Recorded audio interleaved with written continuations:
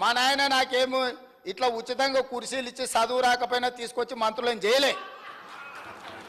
మా నాయన చదువు రాకపోయినా సంధ్య లేకపోయినా మాకు మంత్రులను చేసి ఇంట్లో కూసబెట్టలే. మేము కష్టపడి కింద నుంచి జిల్లా పరిషత్లో పనిచేసినాం, శాసన మండలిలో పనిచేసినాం, శాసనసభ్యుడిగా పనిచేసినాం, పార్లమెంటు సభ్యుడిగా పనిచేసినాం, ఈరోజు ముఖ్యమంత్రిగా పనిచేస్తున్నాం అధ్యక్ష. ఇదంతా స్వయం కృషితోని కష్టపడి తెలుసుకొని అవగాహన కల్పించుకొని సభలకు వచ్చినాం అధ్యక్ష. అయ్య పేరు తాత పేరు చెప్పుకొని ఇందులోకి రాలేదు అధ్యక్ష. ముఖ్యమంత్రి గారికి ఒక నిమిషం. ముఖ్యమంత్రి గారికి అధ్యక్ష, మీ నాయకుడు మాట్లాడుతున్నాడు జరా. అధ్యక్ష ఎవరు మాట్లాడినా హౌస్ ఆర్డర్లో మీరే పెట్టాలి అధ్యక్ష. వాళ్ళని కూడా కంట్రోల్ చేయాలి, మీరు మమ్మల్నే కాదు. పెడతలేరు సార్. అధ్యక్ష, ముఖ్యమంత్రి గారికి సహనము సంయమనము ఓపిక ఉండాలి అధ్యక్ష.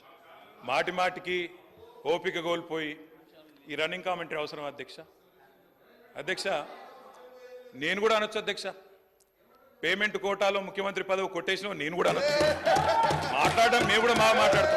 అయ్యల పేర్లు చెప్పి పదవులు అంటే రాహుల్ గాంధీని అంటుండా, రాజీవ్ గాంధీని అంటుండా నాకు తెలియదు అధ్యక్ష. ఎవరిని అంటుండ అధ్యక్ష? ఆయన ఎవరి గురించి మాట్లాడుతున్నాడు?